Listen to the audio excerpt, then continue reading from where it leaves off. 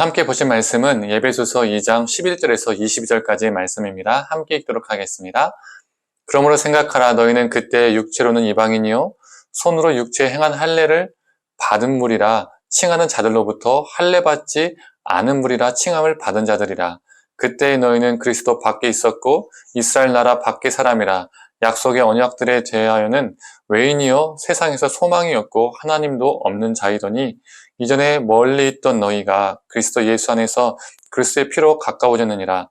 그는 우리의 화평이신지라. 둘로 하나를 만드사 원수된 것 곧 중간에 막힌 담을 자기 육체로 허시고 법조문으로 된 계명의 율법을 폐하셨으니 이는 이 둘로 자기 안에서 한 새 사람을 지어 화평케 하시고 또 십자가로 이 둘을 한 몸으로 하나님과 화목하게 하려 하심이라. 원수된 것을 십자가로 소멸하시고 또 오셔서 먼 데 있는 너희에게 평안을 전하시고 가까운 데 있는 자들에게 평안을 전하셨으니 이는 그로 말미암아 우리 둘이 한 성령 안에서 아버지께 나아감을 얻게 하려 하심이라.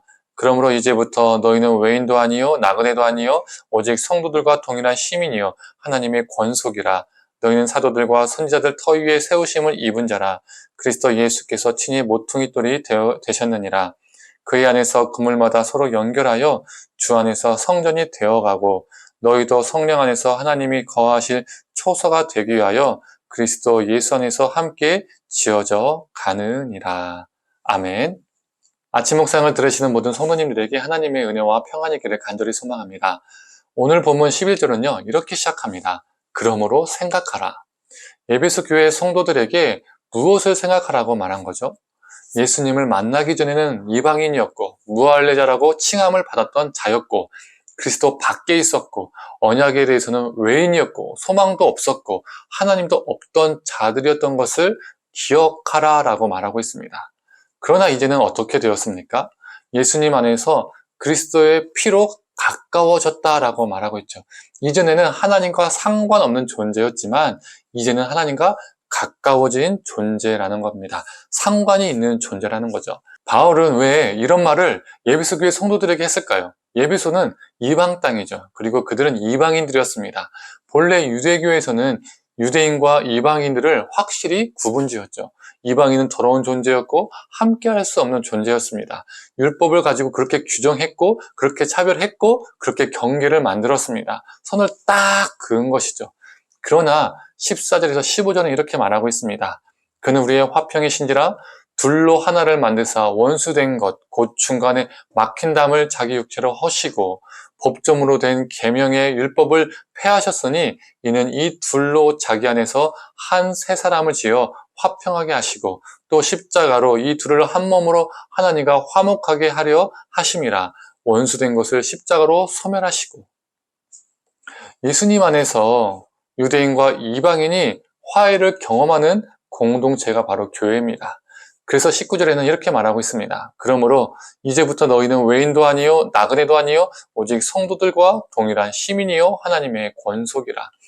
이방인이었던 그들이 동일한 시민이 되었고 하나님의 권속이 되었다라고 말하고 있습니다. 즉 이방인이었던 그들도 예수님 안에서 하나님의 백성이 되었고 하나님의 가족이 되었다라는 선포이죠.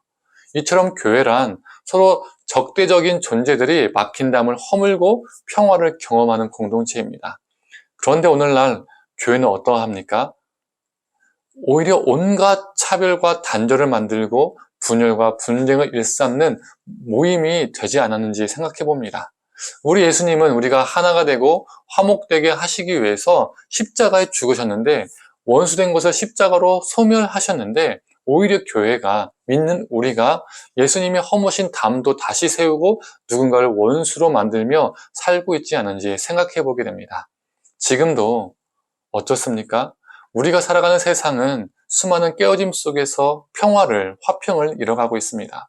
지금도 곳곳에 갈등과 분쟁이, 전쟁이 일어나죠. 지금 팔레스타인 땅과 이스라엘 땅에도 전쟁이 일어났습니다. 무고한 수많은 사람들이 죽어가고 있죠. 이런 시대 속에서 믿는 우리들이, 즉 교회가 그 깨어짐에 일조하는 것이 아니라 우리를 통해서 갈라진 틈이 메워지고 높아진 턱이 낮아지고 막힌 담이 허물어지는 역사가 있기를 소망합니다. 이것이 참된 교회로 살아가는 우리의 모습이 되어야 합니다. 특히 지금 상황적으로 이스라엘 땅과 팔레스타인 땅을 위해서 우리가 정말 기도했으면 좋겠습니다. 하나님, 그들의 갈라진 틈이 메워지게 하시고 정말 전쟁이 멈추게 하시고 미움과 지구가 사라지게 해달라고 함께 기도했으면 좋겠습니다. 20절에서 22절은 이렇게 말하고 있습니다. 너희는 사도들과 선지자들 터 위에 세우심을 입은 자라. 그리스도 예수께서 친히 모퉁이 돌이 되셨느니라. 그의 안에서 검을 받아 서로 연결하여 주 안에서 성전이 되어가고 너희도 성령 안에서 하나님이 거하실 초소가 되기 위하여 그리스도 예수 안에서 함께 지어져 가느니라. 예수님께서 모퉁이 돌이 되셨습니다. 우리는 모퉁이 돌 대신 예수님 안에서 서로 연결되어 성전이 되어 갑니다. 그리고 예수님 안에서 함께 지어져 갑니다. 오늘 본문은 우리가 성전이 되었다, 이미 지어졌다, 하나님이 거하실 초소가 되었다 라고 말하지 않습니다. 모든 게 완성되었다라고 말하지 않습니다. 어떻게 말하고 있습니까? 되어 가고 있고 지어져 가고 있고 되기 위하여 이렇게 말하고 있습니다. 미래를 향한 현재적 진행을 말하고 있습니다. 평화, 화목은 한 시점에서 멈추는 것이 아닙니다. 주님이 우리를 부르시는 그날까지 매 순간 현재적으로 이루어가는 것이죠.